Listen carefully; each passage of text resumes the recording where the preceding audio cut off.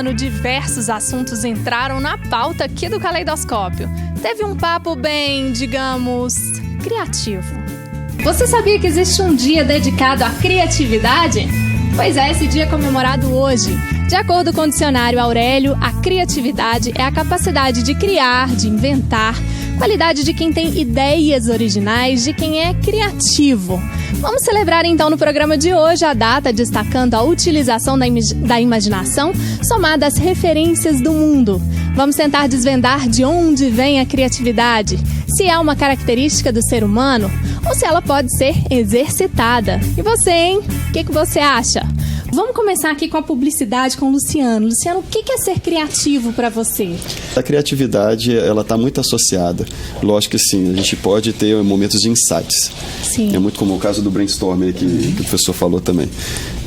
Às vezes no processo ali de brainstorming, de tentar buscar alguma ideia, surge e naquele estalo você leva aquela proposta adiante. Então isso acontece sim. Sim. Mas boa parte, se você não tiver uma boa referência, uma boa pesquisa, não chega a lugar nenhum, vai ficar procurando. Já, então a gente fala mais sobre esse processo na publicidade, que é fundamental, inclusive. Antônio, eu queria te ouvir. Para você, o que é ser criativo? Bom, acho que a criatividade, ela vem de uma necessidade, né? Como ele bem falou, como a aluna ali também falou, a questão da escrita. Como escrever, como encarar o desafio de uma folha em branco e escrever ali, né? Eu já vi escritores como o Zeraldo falando que é algo extremamente difícil. E não tenha dúvida, é treino. E para você escrever bem, você tem que ler muito. Ô, Rafael, um exercício diário. Concorda com isso? Assim, a criatividade vem disso? Criatividade, ela é assim, transpiração, ela é um hábito, né? E é uma habilidade. Também é uma habilidade que todo mundo tem. Pablo Picasso, ele tem frases ótimas assim para falar disso. E ele costuma falar que toda criança ela é um artista. O que é difícil é você continuar sendo um artista ao longo que você cresce, né, na vida. Para você, o que é criatividade? Criatividade para mim é pensar fora da caixinha, enxergar as coisas com olhares amplos. Então, uma coisa que para alguma pessoa pode ser simples, às vezes no olhar de uma pessoa criativa é além daquilo que as pessoas costumam ver. Não, e essa sua visão e essa frase, né, pensar fora da caixinha, é uma frase super famosa, inclusive, quando se fala em criatividade. Bem legal você ter retomado isso. Onde buscar essas referências? Onde recorrer? O livro, ele de fato é um ambiente propício, né, para a criatividade, que quanto mais você lê, a imaginação, cada um cria o personagem da forma que veio na mente, né? Tanto é que os filmes que tentam reproduzir, né, logicamente, o que está no livro é a cabeça do diretor do filme, né, do próprio ator. E geralmente a gente não gosta porque a gente pensou, mentalizou de um jeito que cria não era uma decepção, né? E você cria, de fato, a criatividade de imaginar o personagem, quando você faz a leitura do livro, aqueles principalmente que não tem uns que tem gravura, né, alguma ilustração, aí é um pouco diferente.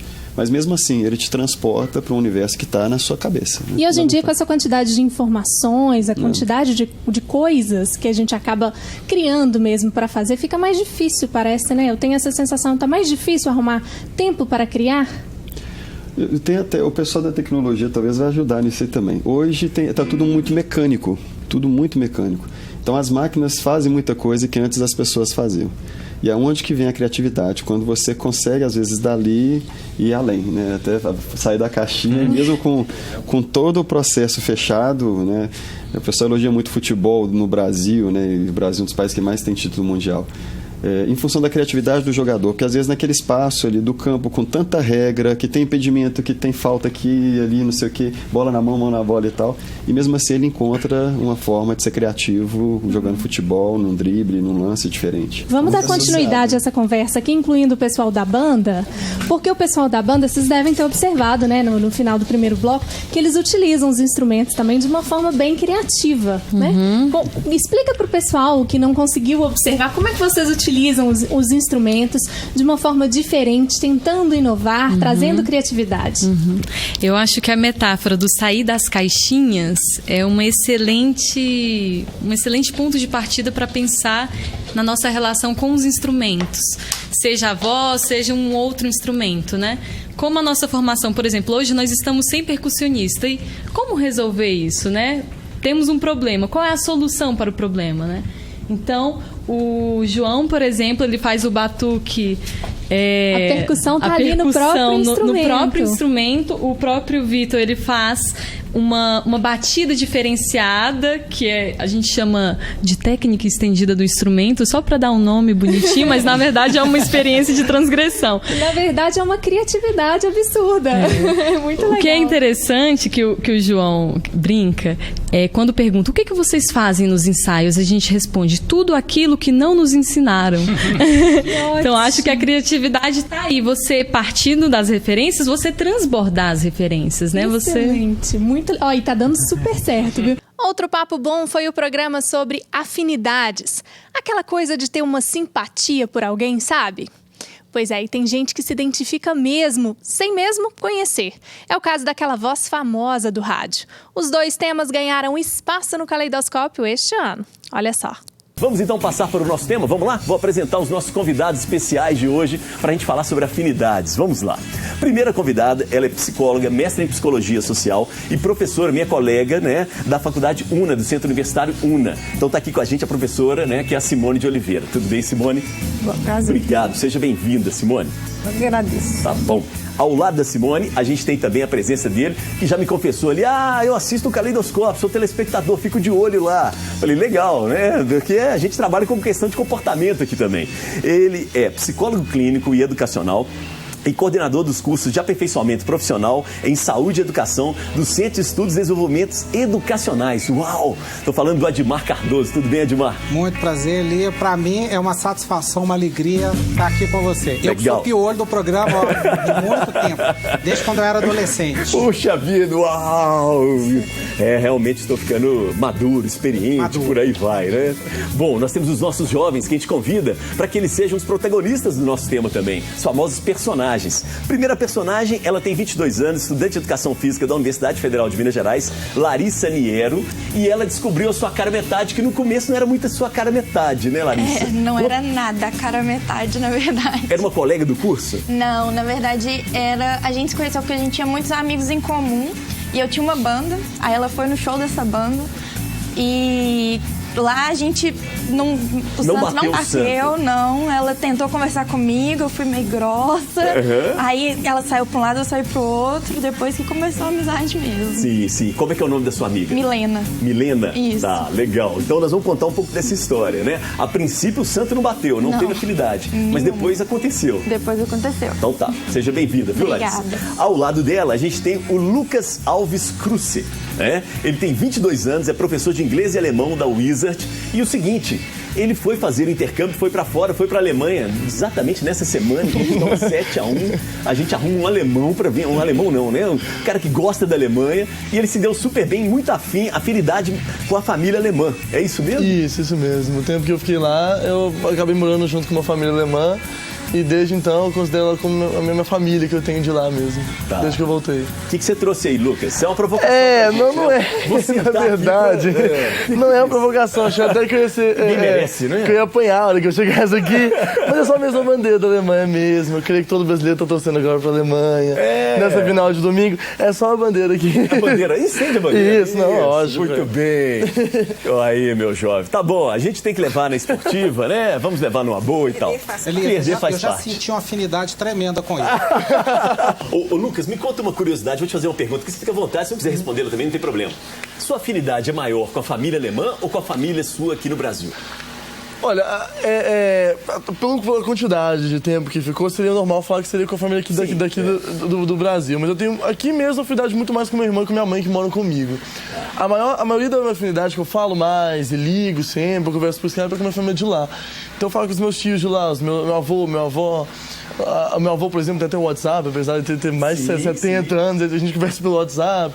Tô com as minhas primas pelo Facebook também. Então é muito com a família de lá, assim. Aqui é porque eu convivo com minha mãe, com minha irmã, tenho uma afinidade muito próxima no dia a dia. Mas o tanto que eu posso ter com a família de lá, eu tenho. Tipo, até no intervalo do jogo, na terça-feira, eu liguei pra lá, ela já tava mais de noite, assim, mas conversei com minha irmã, com minha mãe. Ninguém tava acreditando, né? No que tava acontecendo, mas tem essa liberdade, assim, a gente conversa sempre. E afinidade? Como é que é isso? Bem, Usando Freud. Freud explica? Freud explica muita coisa. Eu não sou psicanalista, mas Freud explica. Eu vim pensando duas questões. Senso comum é o quê? Afinidade, tipo, a gente brincou. Ele gosta da Alemanha, eu não gosto da Alemanha. Ele gosta de rock, eu gosto de pop. Pop, rock e samba. A princípio parece o quê? Coisas do dia a dia, práticas. Mas a gente que é psicólogo, a gente sabe que tem um inconsciente aí por trás. Então, não é simplesmente porque ele gosta de rock também. Eu gosto de rock e você super amiga dele. Não basta ter uma questão para nos unir. Outras questões vão nos unir. E, ao mesmo tempo, outras questões podem nos separar. Então, tudo bem. Você gosta da Alemanha, eu não gosto da Alemanha. Mas, por exemplo, faz de conta que você precisa de inglês. Eu acho interessante. Então, isso são aspectos conscientes do dia a dia. Óbvios, assim. Eu gosto disso, não gosto disso, gosto daquilo. Mas, né, a gente tem um inconsciente que nos guia, né, infelizmente ou infelizmente. Então, por exemplo, dou de cara com a menina lá no bar. Que menina chata. Esse menino falou. O tom de voz já irrita, né? Não é nem o que ela diz. A menina nem andou. Você já faz até assim. Eu brinco com meus alunos assim. É como se fosse, por exemplo, você lembra aquela tia que um dia me xingou quando eu tinha 5 anos? Eu não fico o dia inteiro pensando, minha tia me xingou quando eu tinha 5 anos. Isso. Claro que não. Mas esse cabelinho vermelho. Aí eu já olhei pra você. O santo não bateu. É o famoso santo não bateu. Claro que é tão simples assim, mas explica o dia a dia. Porque tem hora que... Por que eu não gostei dele? Ele não fez nada. Ou ao contrário, por que eu gostei dela?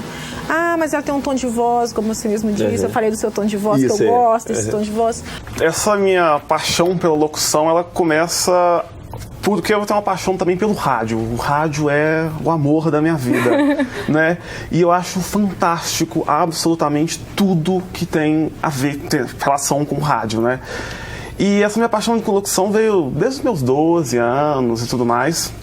Teve influência em casa, da família? Por incrível que pareça, não.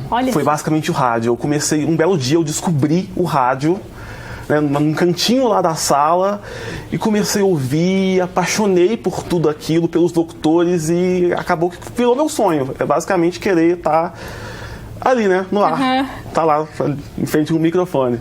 E as vozes, assim, quando você ouvia, você ficava imaginando, assim, que figura será essa? Relacionando uma imagem àquela voz? Claro, a gente tem aquela mania de personificar o locutor, né? A gente começa a descobrir o locutor e personificar e sei lá, você acaba tendo... Você cria uma pessoa, um personagem. E por que você acha, assim, que isso acontece? Esse tipo de curiosidade, tanto no rádio, quanto quando é prestação de serviço? O que acontece que a gente fica imaginando? É a imaginação do pessoal, né? Todo mundo gosta, aquela voz misteriosa, aquela voz bonita, misteriosa. Você acaba criando um estereótipo normalmente bonito, né? Nem que um locutor feio. Você acha que às vezes por isso as pessoas ficam tão seduzidas por trabalhar com locução, com dublagem? Sim, dublagem, inclusive, que é até interessante que você viu do Brad Pitt, né? Eu sou o Brad Pitt. E na locução também esse fato de justamente você conseguir falar com milhares de pessoas ao mesmo tempo e ninguém sabe quem você é. E todo mundo cria uma imagem de você que muitas vezes não é real, né? Me inspiro cantores internacionais como a Mary J. Andrews e nacionais Aline Barros. Mas que palavras te dou meu coração, recebo o melhor, Senhor, da minha adoração. Quando você é criança, você tem muita curiosidade de ver quem faz a voz dos seus personagens preferidos, por exemplo. Tem o Guilherme Briggs, que faz o do Buzz do Toy Story, que a voz dele todo mundo reconhece. Já os que eu mais gosto é o do Goku e o do Vegeta, que são animes que eu via. Quando eu faço o Bob Esponja, ou o Goku, ou algum outro personagem de algum filme, eu consigo entender o sentimento que isso possa trazer. Não a minha voz, mas uma voz, né? Ela realmente, acho que transporta a gente para um momento de memória emotiva em algum lugar do nosso cérebro ou da nossa alma que realmente é inesquecível e inigualável. Oi, eu sou o Goku. Não percam o próximo episódio de Dragon Ball Z. Será a batalha na fenda do biquíni. É muito legal. Ô, Bárbara, tem muito esse lado artístico da voz, não é? A voz, ela conta muitas coisas sobre a gente, né? Personalidade, estado psicológico. Muitas vezes, ao atender o telefone triste, a pessoa já sabe o que aconteceu. Então, pela voz, a gente transmite muita coisa. A voz tem um poder incrível. No caso da comunicação, a gente sabe que a comunicação, o corpo comunica, a roupa comunica, a expressão facial comunica. Qual que é o grande segredo de trabalhar, o profissional que trabalha só com a voz? Como comunicar, inserindo um pouco desse tipo de comunicação? São tantas coisas, né? Mas é importante ter um equilíbrio entre a comunicação verbal e a comunicação não verbal. A comunicação verbal são as palavras propriamente ditas, o que é dito ou falado, né, ou escrito. E a comunicação não verbal, que é o olhar, os gestos, a entonação, a expressão corporal, né? É o como falar, que é muito importante. E é o que tem maior impacto no ouvinte, é a comunicação não verbal. Porque então, mesmo que não está aparecendo, é importante que o locutor tenha esse posicionamento também para ajudar. Os gestos ajudam, né, para criar um personagem, um jeito de falar. É imprescindível. Não dá para ter um corpo estático assim e criar um personagem. Muito difícil. Tem que ter corpo, tem que ter gesto. E o corpo fala mesmo, né? Ah, com certeza. Elcione, que trabalha, né, em rádio já tem um tempo, inclusive, qual que é o grande desafio em lidar com essa linguagem, colocar esses aspectos que a Bárbara acabou de destacar, assim, qual que é o grande desafio? Eu acho que é você saber passar o que realmente tem que passar, se é emoção, o que você tem que passar, porque é muito difícil. Você tem que saber, além de tudo, interpretar, né, para você poder passar realmente aquilo que se pede. Cada um tem uma voz. A voz é um recurso, assim, algo muito pessoal, né? Algumas pessoas, eu tive uma aluna que me reconheceu passando pela rodoviária, ela escutou, ela falou: parece! Eu ouvi uma pessoa falando, mas é muito parecido. E assim, eu não divulguei isso, eu não falei pra todo mundo, né?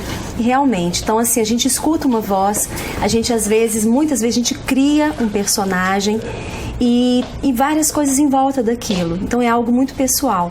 Então assim, é cuidar da voz, tratar da voz e ser natural. Vamos fazer então, só pra gente fechar um pouquinho da forma como você imposta a sua voz, dar esse recadinho ou um tchau para as pessoas, só para elas identificarem. Atenção passageiros, né? Que é o que mais o pessoal escuta durante a rodoviária. No próximo bloco tem mais retrospectiva. Não perca!